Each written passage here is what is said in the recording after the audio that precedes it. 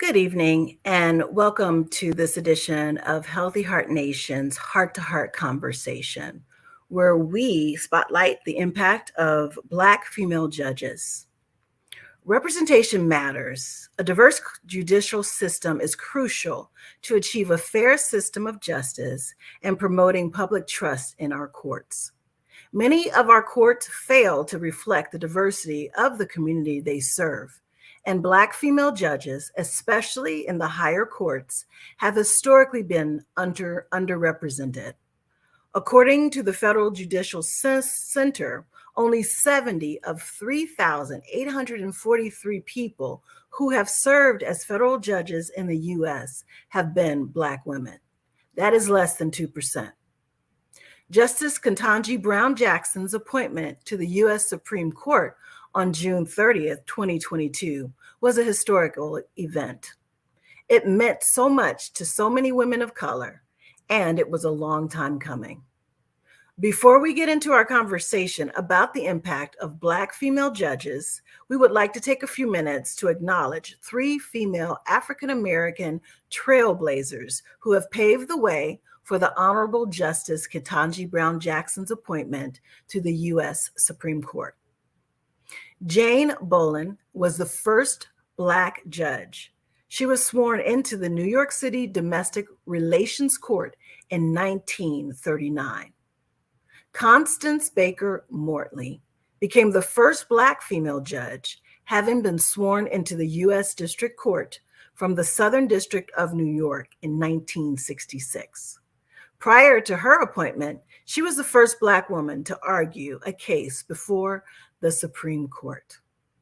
Julia Cooper Mack was the first Black woman to serve on the D.C. Court of Appeals, making her the first Black woman to sit on a federal appellate court in 1975. Today, I am joined by my esteemed panel that I will be bringing and introducing to you today. We will start with my co-host, Devonna Roseberry. Hello, Attorney Roseberry. Thank you for joining us today. Good evening. So what I'm going to do is have you introduce the rest of our panel, and I'll turn that over to you right now. Certainly. Good evening. This evening, we have joining us Karen Scott Green, who is an attorney practicing in the Metro Atlanta area. We also have Judge Maureen Wood. She is the Chief Judge of the Rockdale County Juvenile Court. Good evening, ladies. Good evening. Good evening, and thank you all so much for joining us today. We appreciate it. So we're going to go ahead and get started with our questions, but before we do that, we'll have you guys tell us a little bit about yourselves. We'll start with you, Judge Wood. All right. Well, thank you for having me. It's great to be able to take part of this conversation. My name is Maureen Wood. I'm the juvenile court judge in Rockdale County. Rockdale County is a county of about 90,000 citizens, about 30 minutes east of the Atlanta area. I've been practicing in the juvenile court in Rockdale County since 2016. And before that, I had a general practice with my husband of 19, almost 20 years, David Wood. And we have 3 beautiful girls. And it's just wonderful to be able to have this conversation and just celebrate how far we've come in the profession and just talk about how much further we have to go. Absolutely. Thank you. And Karen Scott Green will share a little bit about yourself as well. Thank you. Well, I've been an attorney since 1994. I think that's about 28 years. It's okay. Don't do the math. We're good. And I currently I live in Gwinnett, but I practice throughout the metro area, mainly in the eastern counties, Newton County, I do a little bit in Rockdale, Walton, out in Athens, Jackson County. So I've spread out a little. Mainly juvenile law. I also do some special education law. That's really where my passion is. But throughout the years, I've done bankruptcy, real estate, criminal. Unfortunately, I've done it. I'm trying to create my practice so now that it's focusing mainly on special education and juvenile law. Okay, fantastic. Awesome.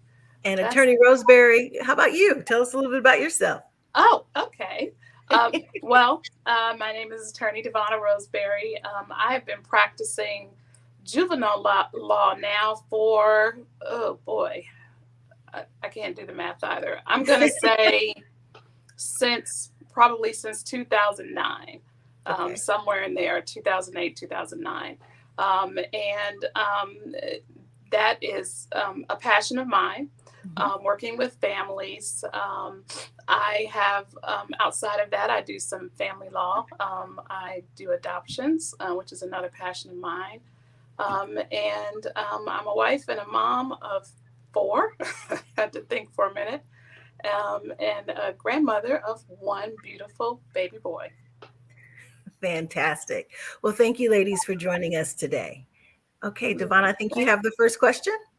Yeah, so we just kind of wanted to have a conversation and just kind of, I've known Judge Wood for many, many years. We both started practicing juvenile law at the same time. I've known Karen for a long time now as well. So we want to just have a conversation this evening. And so when we talk about Black female judges, I just kind of want to start the conversation off with just why is it important? Why is it important to have Black female judges on the bench? And I'll, kind of go further and just say it at every level. We have the state level and the federal level, and just kind of talk about that. Why do we think that is important? For me, I think probably the most obvious reason would be so that people can see themselves. People that come before the court can see themselves and just kind of relate a little bit more to the court system. Yeah. So that's just kind of my initial thoughts. There are many reasons, but those are just my initial thoughts as to why we need female Black judges. Go ahead, Attorney Green. Go ahead. Start. For me, also, in addition to seeing yourself, it's also about the cultural competency, right? Yes. I tell this story where another attorney relayed this to me, where after the Michael Vick verdict several years back, a young man had come into a courtroom. It was in Superior Court in one of our counties. And he had on a Michael Vick jersey. And the judge, who was a white male, said, "Do you think that's a good idea, wearing that jersey?" Wow. And, not right. taking into account, number one, that may have been the best piece of clothing that young man owned. Right. And then number two, his body parts are covered. Yeah. He didn't have anything on him that was profane or promoting a drug culture or anything like that. Right. So just having the cultural competency to know that as a judge, that's really improper for you to make that comment. Right.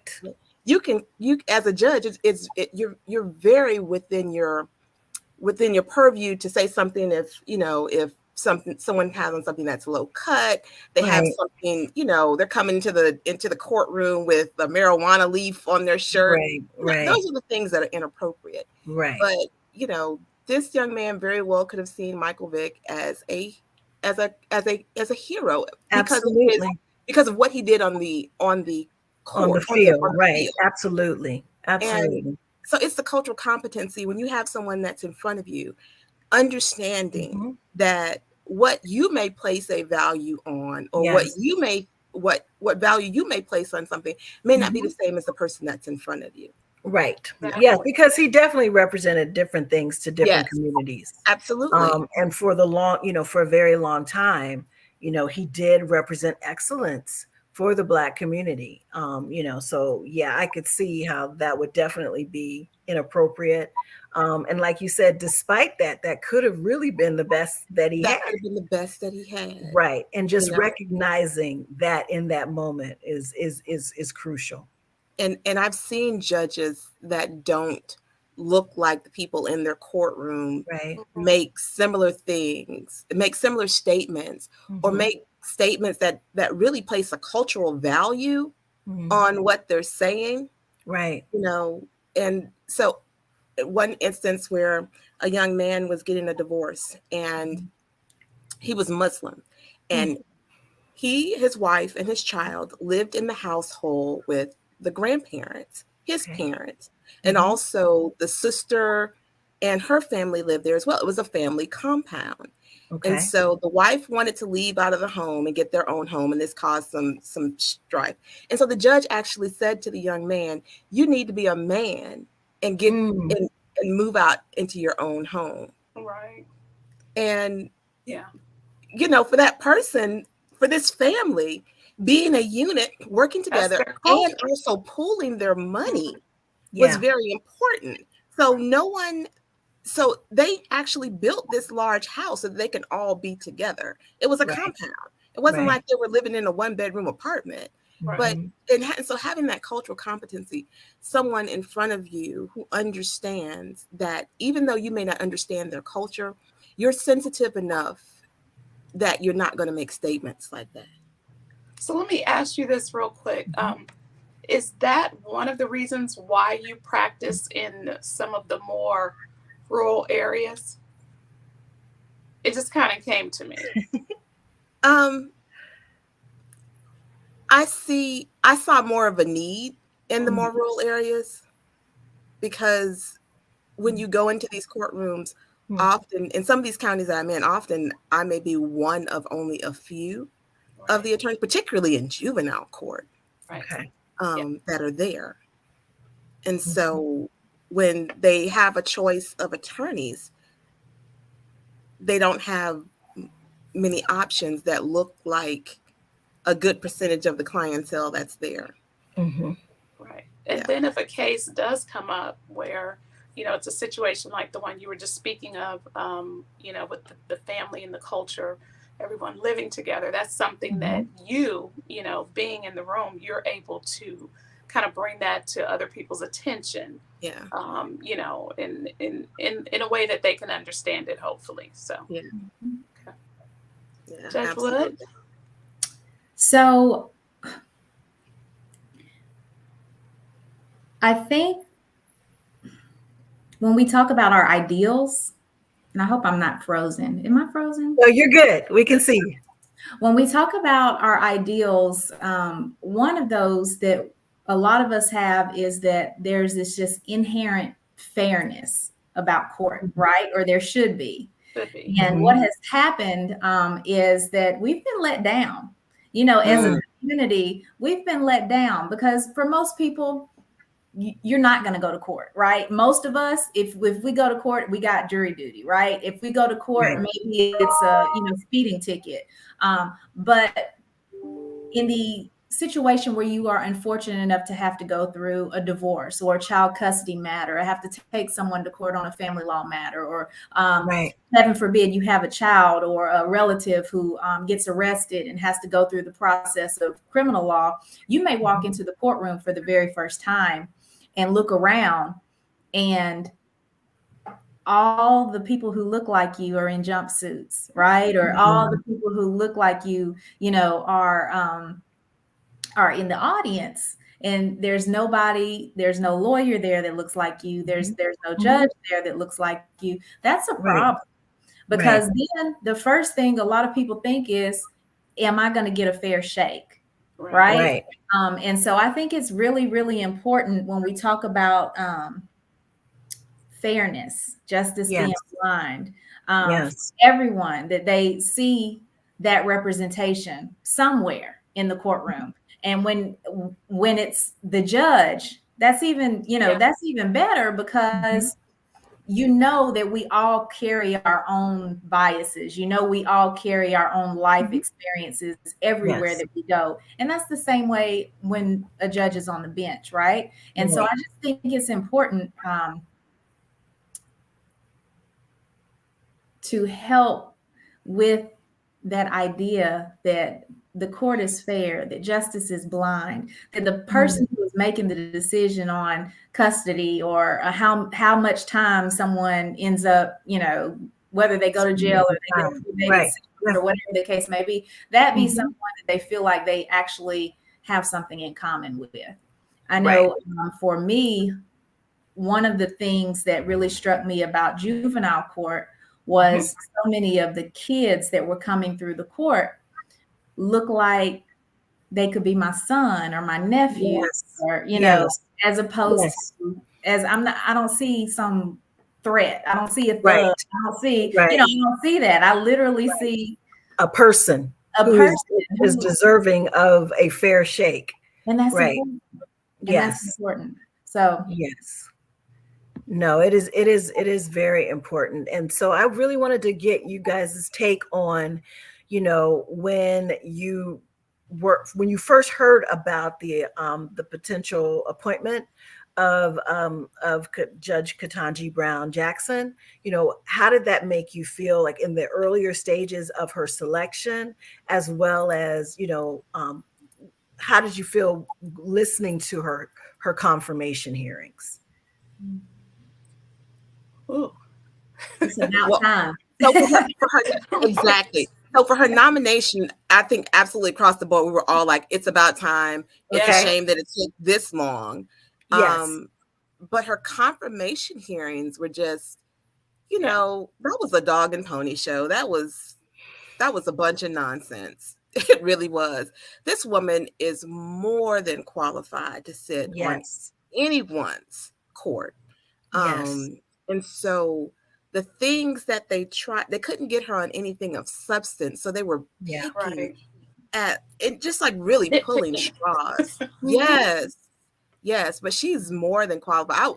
I think we all were over the moon with her nomination, because she's eminently qualified, Yes. And we can't say that about all of the jurists.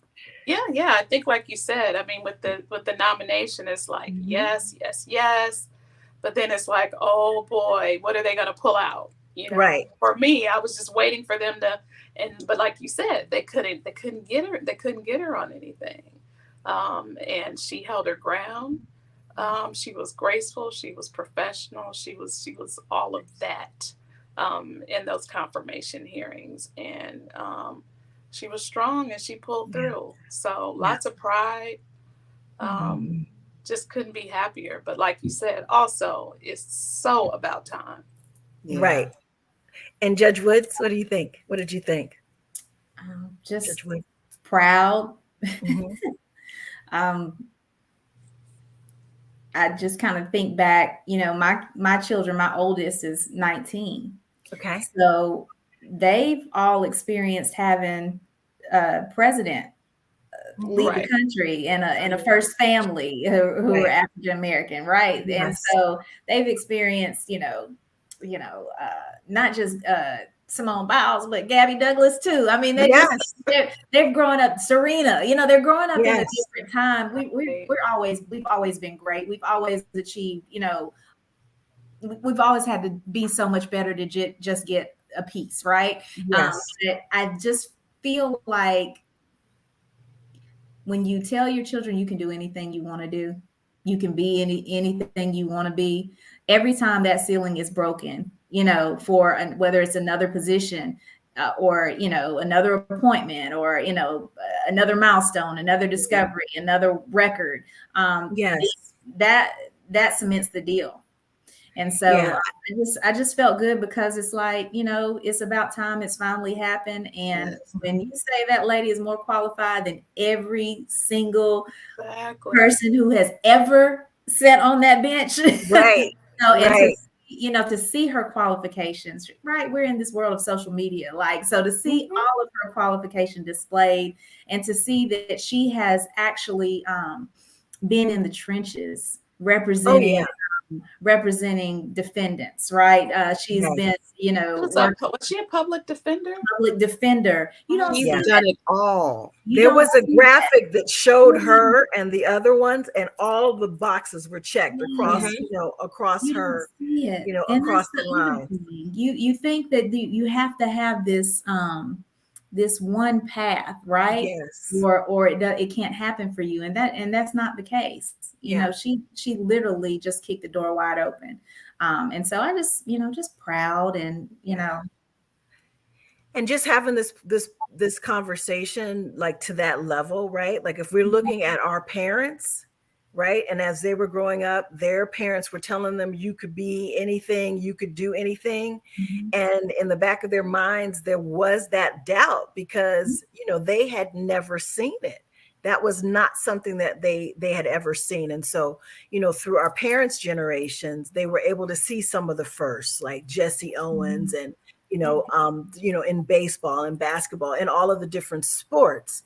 But then we kind of were privy to experiencing that professional sailing. They had Thurgood Marshall, of course, but then we started to be able to see that professional, ceiling being broken in so many ways, in terms of the first and the second, and just, subsequent, people accomplishing those things that for the longest time were just dreams, were just seeds planted with hope, right? And so now we're actually being able to see it.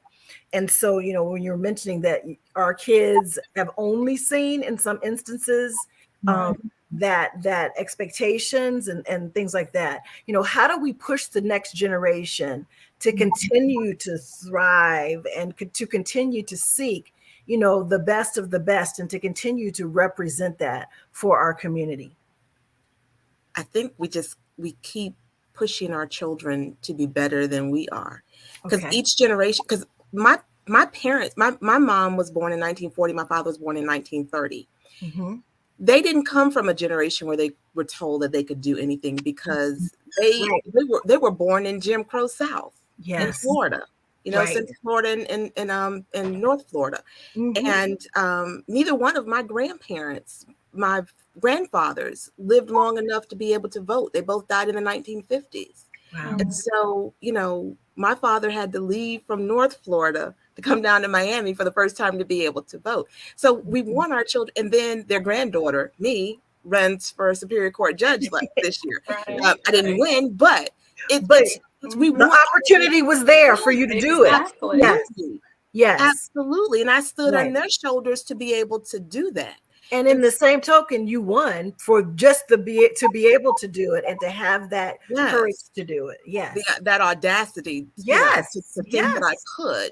Yes. And so my children and our children, it will be, they've seen the first Black president. They've seen a Supreme Court justice, female Black Supreme Court justice. And so it will be, when they're having children, hopefully they won't experience any more first. That will have already been done, right? Yes. So my hope is that when my grandchildren are being raised, that there won't be any more first, that we've gone past that. And my children will be thinking about becoming Supreme Court justices, or or becoming the next they'll be one of many. Yes, and they'll be one of many, not the first. Right. Absolutely. Be one of because once that ceiling is broken, right, we just want that elevator to continue to bring people up. And so we need to make sure that the next generation understands what that path looks like, So are you guys able to kind of share with us like what what your path was from, from your earlier beginnings to where you are now? Who wants to go?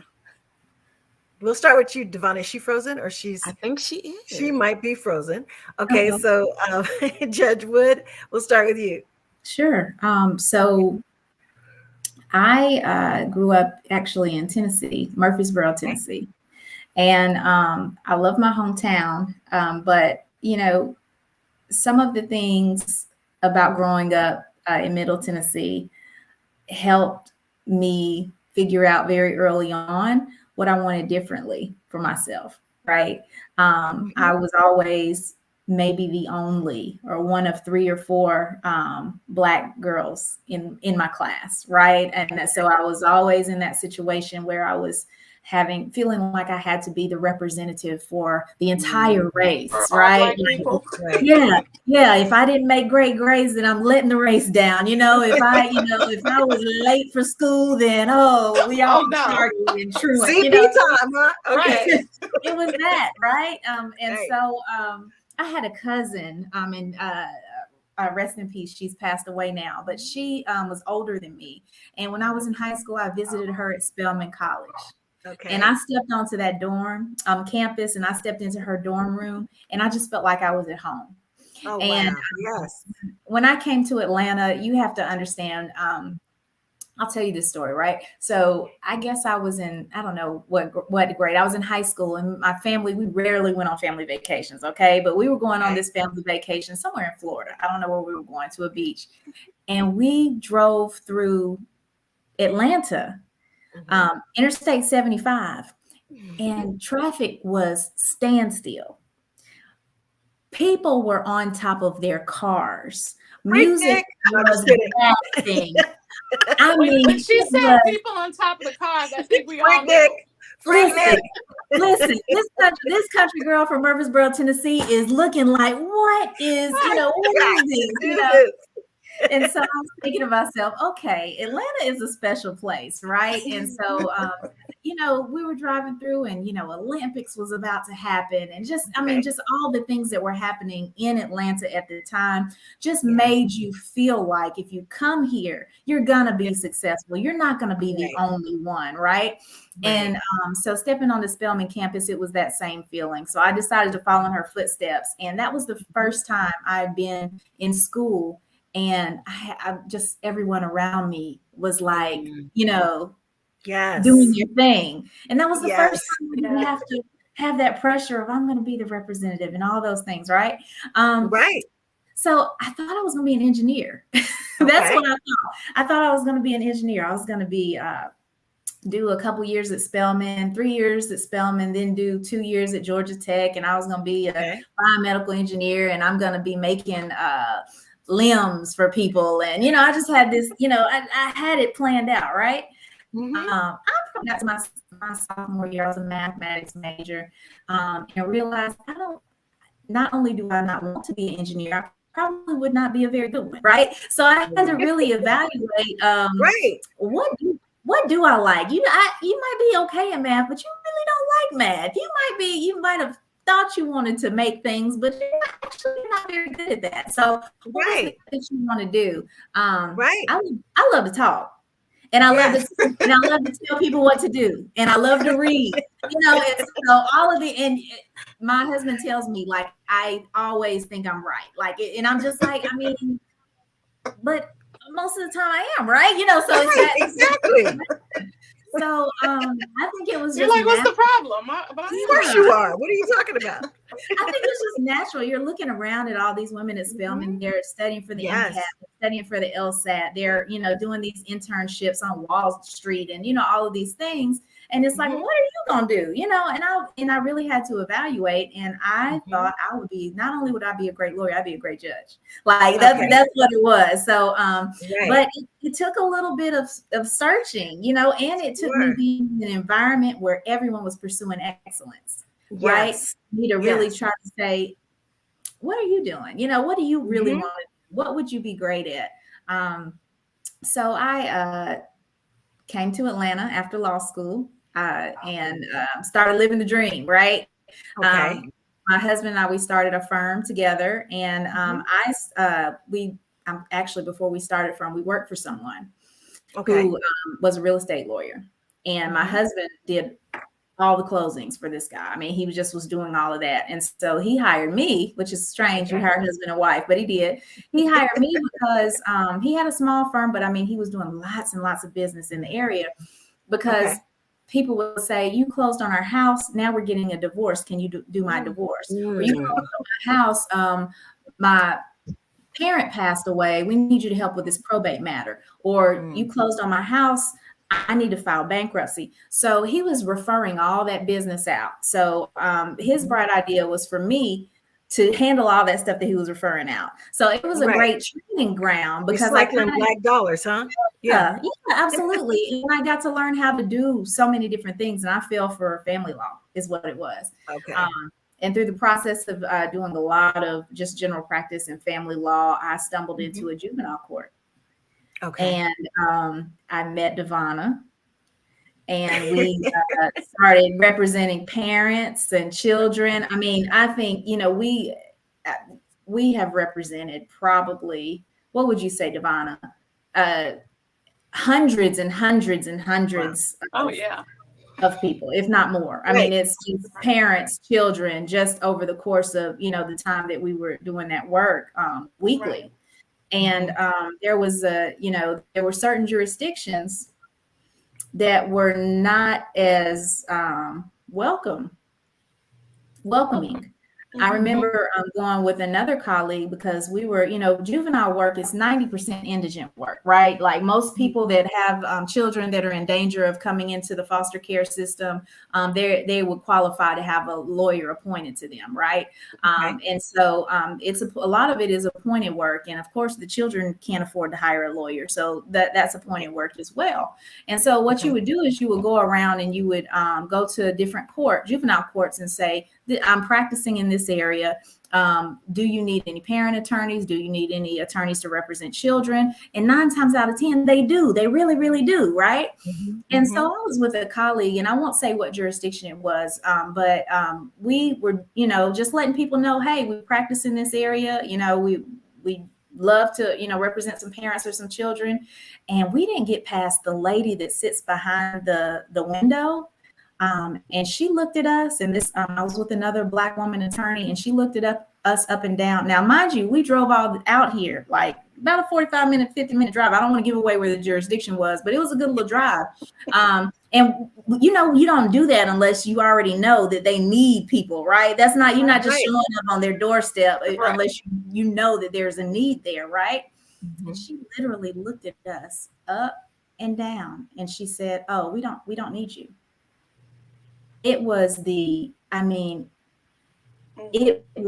most disturbing thing, because in that moment, I'm thinking to myself, if this is how you treat 2 lawyers who are basically treating you to help you, and we know you need help, how are you treating the people that are coming through this court that look like us? And so for me, that was a wake-up call. And I just knew when the opportunity presented itself, that I would definitely pursue being a judge in my county, in my jurisdiction, because my county that started to change in terms of the demographic.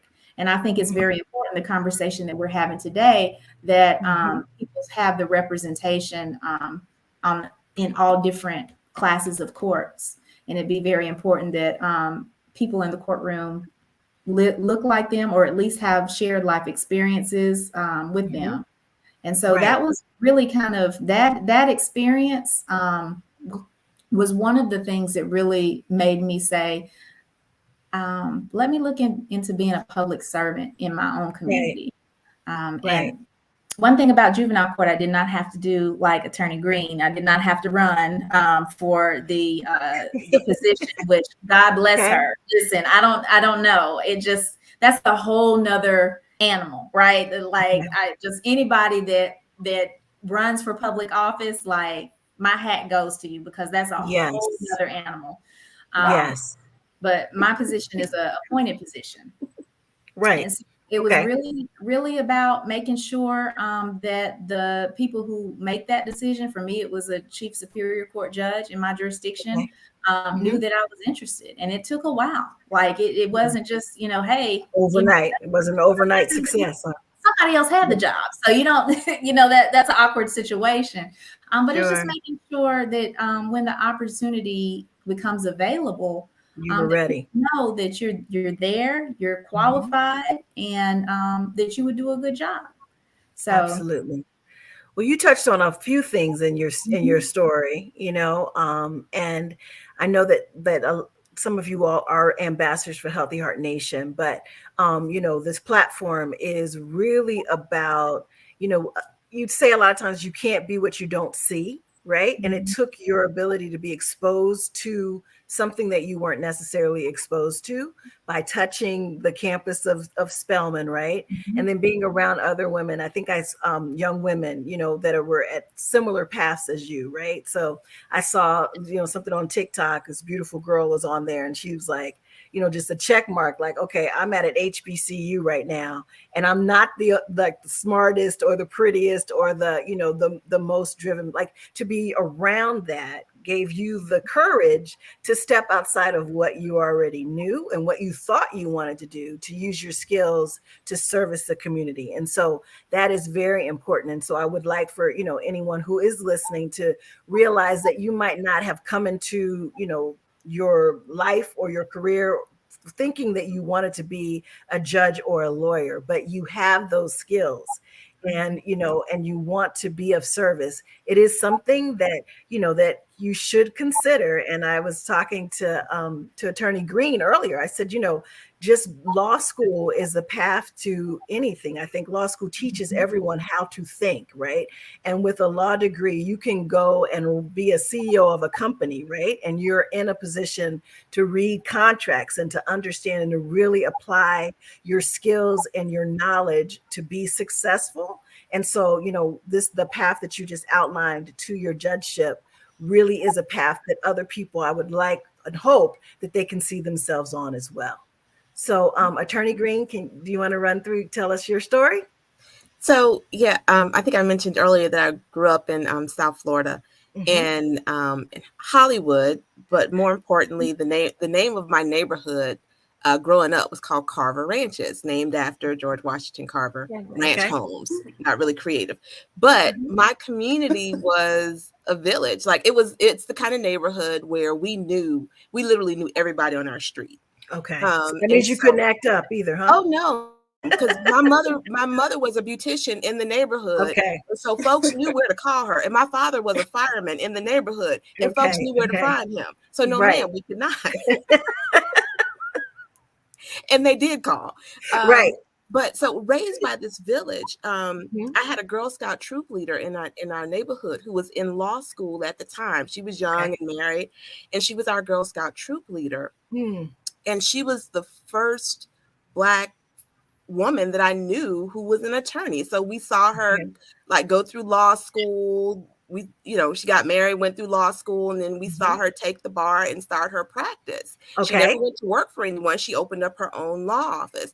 And so she was one of my heroes, one of my role models. So I actually got to see, because before that, the only other attorneys that we knew about were white males. We didn't have any Black attorneys in our community. And it took you seeing one to realize it, right? I saw her and I said, oh, she can do this. I could be like Ruby.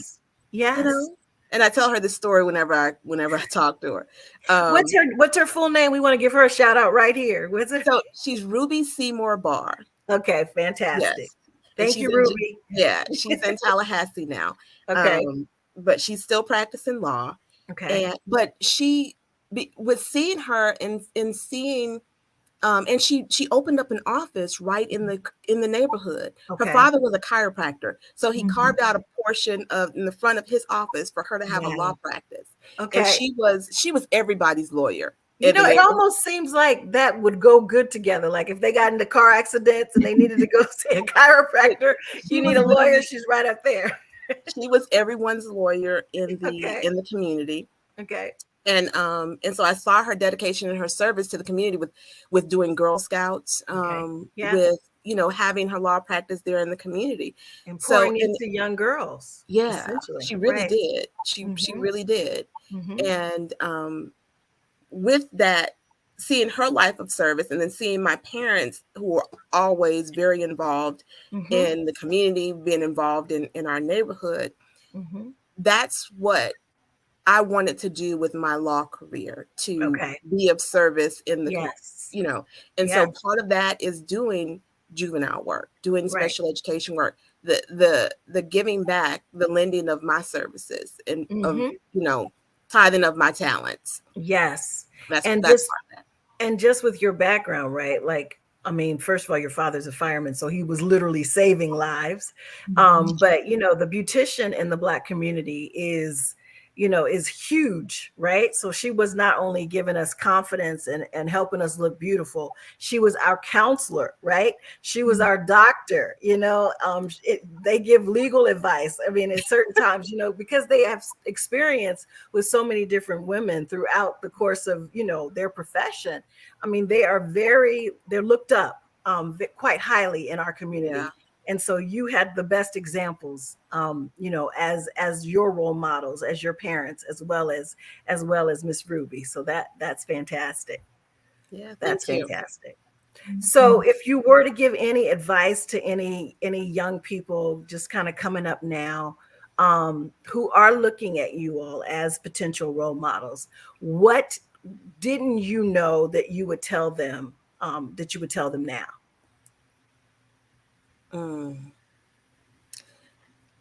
I've always thought that if I could reach back to my younger self, I would tell myself that I'm enough. Okay. That I'm enough.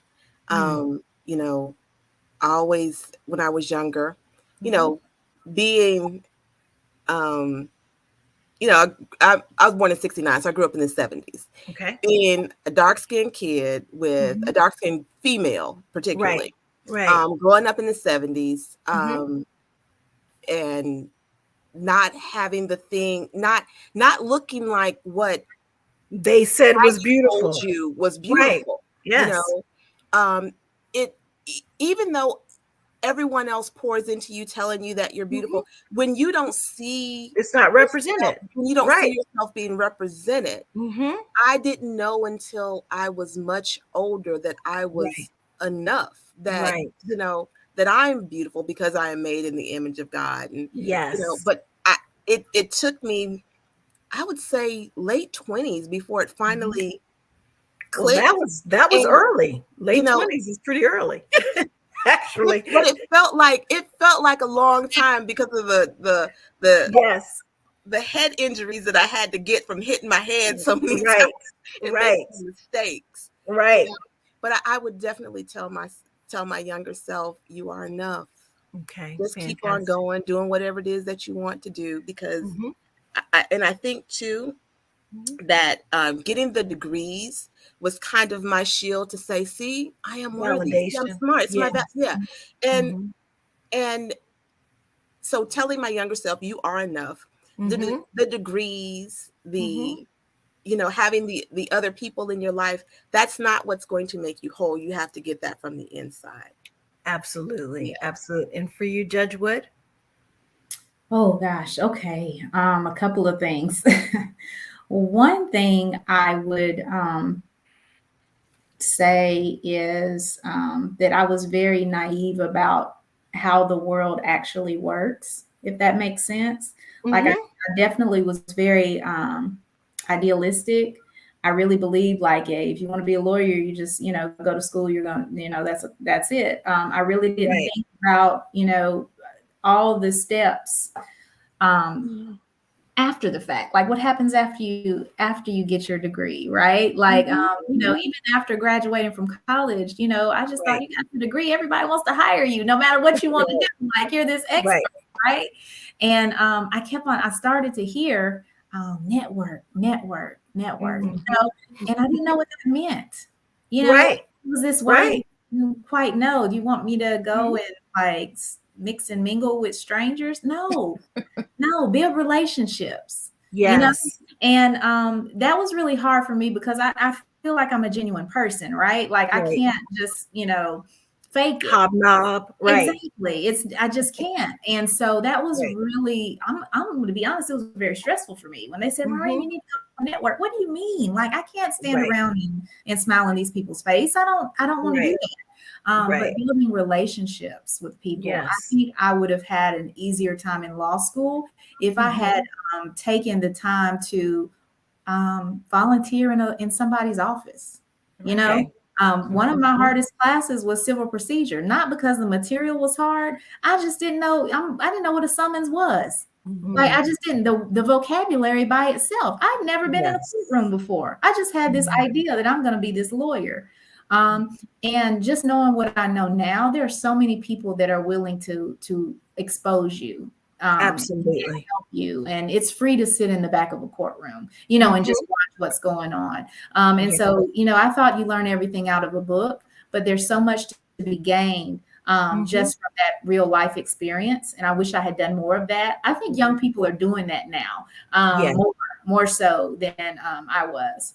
The other thing I've seen, a huge change in education and higher education, even since when I was going to school. And the reality of the situation is that I would not encourage anyone to undergo a massive amount of debt for their degree. It just is crippling. So I would suggest that, I think it's important if you want to be a professional, you certainly need your degree. But I also think you need to understand that when you borrow $40,000, you may end up having to pay back. You may end up paying back $400,000. Right. It's that. And you don't think about it at the time when you get those refund checks or whatever. Yes. And I'm going to be honest, I didn't have the money to pay to study for the bar exam. I remember taking out a loan to take the classes for the bar exam. Yes. And so, I definitely wouldn't say, if you have a passion and it's something that you want to do and you don't have the means, I wouldn't say don't borrow. I just really think that, it's just a different day and age, and that student loan debt can be crippling. And you have to have a real conversation about how do you get there in the most responsible manner, because there's nothing like not being able to do what you want to do or not be able to take a job or pursue a passion. Like this is public interest law. You want to be able to pursue a passion because it's what you want. You don't want to have to take a job because that's what you have to do to pay back your loans or to survive. Right. So have more options when it's not that financial obligation, like kind of pulling you down. So Devonna, the question that we were asking is each of their paths to that legal journey. And so as well as, what you would tell your younger self as you existed and lived that path. Well, my path into law was certainly not the quote unquote normal path. Not at all. I think it was Judge Wood who may have said she knew she wanted to be a lawyer, but just didn't really know what that was. For me, I knew I wanted to be a lawyer. I was going to be, a very big time corporate attorney. LA law. Traveling all over the world. But for me, I definitely didn't know. My parents didn't have any friends who were lawyers. I didn't know anybody. I didn't know who to talk to say what are the steps. So I finished college and took the LSAT and said, "Oh, I don't think I am going to be a lawyer." I was thinking that's probably not going to be it for me because I didn't prepare. I did nothing. And so, life kind of happened. I got married. I had a few kids, 3 to be exact. And it was actually, I have twins. So I remember the doctor telling us we were having twins, and my husband's excited. And I literally start crying in the car on the way home. And he's like, what is wrong? And, outside the fact that we're about to have 2 more babies at one time. Yeah, and that was 2 more babies after she, just had the first one. So I think they're and let's see. Did you guys lose me? I was filling in the blank of where you stopped. What'd you say? I just said, because she had already had another baby while she was pregnant with those. That's not all. Like a short amount of time. Oh, I'm sorry. Okay, go ahead. No. I said I'm never going to be able to go to law school. Oh, okay. Sorry. Okay. So he just said, we'll make it work. And so by the grace of God, help from my husband, my parents, I was able to go ahead and go to law school, had another baby a week before I graduated. And then, of course, my perspective changed because now I'm a mom. Mm-hmm. And so I don't want to be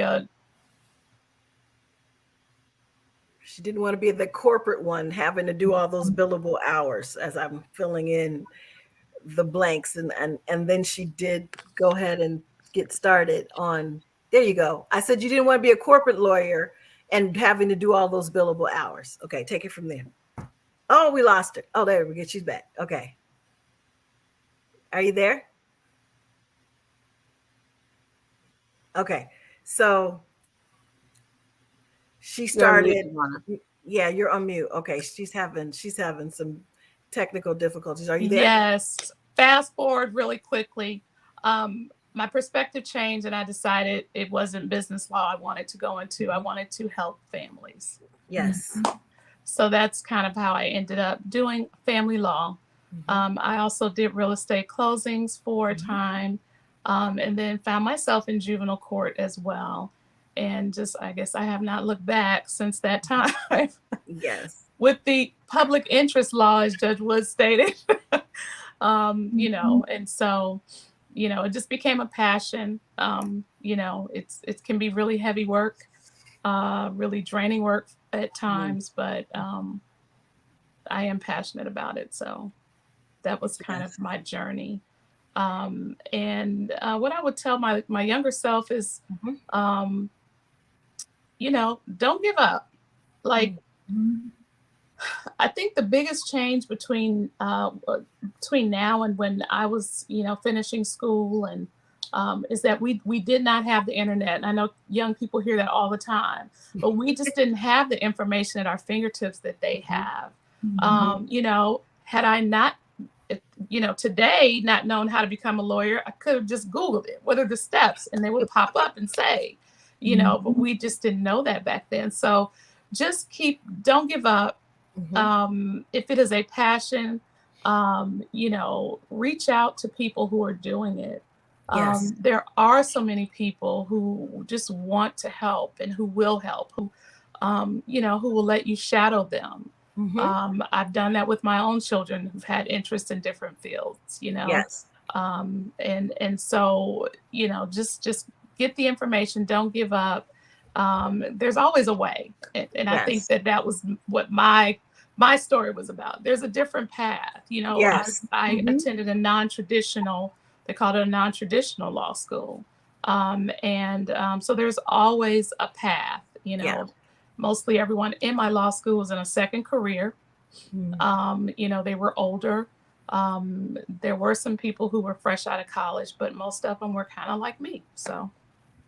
Yeah. And, earlier today and other days, I shared with Attorney Green that we're sisters. Devon and I are sisters, but, we have lots of discussions around balance, work-life balance, and how you're looking to do what you want in your career, and even what we do from a nonprofit standpoint, as well as managing our children, our husbands, our relationships. And so, do you all have any advice that you can give to, the young mother, wife, person, anyone who is struggling with balance? Do you all have any words of advice you could give there? I would definitely say carve out, if it's nothing but 30 minutes a day, carve out some time where you can just, if it's nothing but to listen to yourself, me time. Some me time. And you may have to do it early in the morning while your Mhm. household is still, before Mhm. everybody else gets up, and Mhm. let that be your time where you can do whatever it is that you need to center yourself. It could be Yes. prayer, it could be meditation, it could be just walking around your neighborhood for 30 minutes, Mhm. or being Yeah. on your treadmill. Do something for at least 30 minutes, more Okay. time if you can, but carve out some time in the day that it's just your time, and let Yes. your family know, don't bother me. If it's that I'm going to soak in the tub at the end of the day, don't come knocking on this door. That's my Yes. time. Yes. And be firm about it, and don't Yes. let the family come and interrupt your time. Mm. Tell husband or somebody to get them kids. Do stuff. That's why it's easy to do it in the morning before everybody else gets up. Right. Yes. Or late at night when they're Or late at night when asleep. they go to bed. Yeah. Right. But that's great advice. And how about you, Judge Wood? Two different things come to mind. The Okay. first one is get help. Mm. Don't And be afraid to get help, right? I just don't, and I think everyone's resources are different, but Mhm. I wasn't raised in a household where I had somebody coming in to clean, Mhm. or someone. I didn't have, I didn't see my parents having personal trainers, or Mhm. a meal. Somebody helped do meal prep, or Yeah. laundry, or listen. Mhm. Mhm. It's a different day. You do not Right. have to be superwoman if you Right. can. And then it's not even a monetary thing, right? Like I Mhm. think we and everyone's relationship is different. But what I Yeah. find is, and I've been married for 19 years, it'll be 20 years in April. And I have Okay. a great spouse. He's a great dad. We've fallen into what would be more, I would say, more traditional roles. Mhm. And what that means for me has been that a lot of the child rearing type, just everyday type grind has fallen on me, right? And it's not, I loved every minute of it, but Mhm. if for example, if one of the children got sick, I would be the one that would adjust Mhm. my schedule, right? It just, Right. and it just fell that way. Yeah. And so I was lucky enough to have family that could help me, Mhm. whether Yeah. that be help pick up after school, or Mhm. help, be there if, a child needed an emergency or something like that. So make sure Right. you have a support system. Even if the Absolutely. get help is not having someone to clean, you cannot do everything. And you can Mm-mm. literally have a spouse, but still feel like the burden is on you on certain Yes. things. And that Yeah. can be very stressful. And it can make Mhm. a time that is very precious and goes by very, very quickly. Mm. You know, Strain. A much strain. less what it should be. Yeah. And my other thing, and people told me all the time, but I think Devonna even told me, like, it flies by, like it really goes by really, really quickly. Right. You don't It feel like does. that when you're in the day to day, right? But it Mhm. really does. So, like, go to those ball games, or go to those Mhm. cheerleading matches, or Mhm. do the Jack and Jill, or do the Girl Scouts, or like literally Yes. all of those things that are going to make your kids happy and are going to help them be well-rounded and give you that full experience with them. Do it, because you're going to Yeah. look up It's gone. and they're grown, so those will be my two things. Okay. And Attorney Roseberry? I really don't know if I have anything to add. I mean, find the thing that does, um, find the thing that reduces your level of stress. Okay. For me, it's the end of the day. At the end of the day, I'll tell, the people in my house, because they're adults now, they're all adults, is like, I need to watch some mindless TV. Like, that's how I shake off the day Mhm. sometime, but just find that thing, whether it's exercising, working out, whatever that thing is, that just helps you to, just kind of de-stress. Certainly the self-care,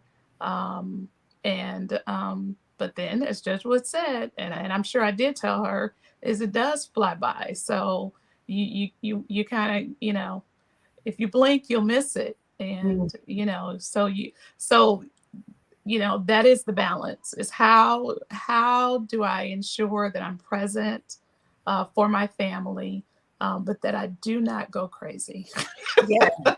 Yes, absolutely. Well, we are at time exactly, so that's fantastic. Okay.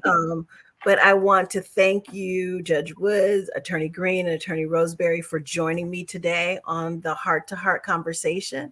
We want to encourage you all to visit Healthy Heart Nation, myhhn.org, for more information on our nonprofit and what we're looking to do in the future. Each Friday, every Friday, third Friday at 7 p.m., we will be having another conversation. So please look for us. Thank you.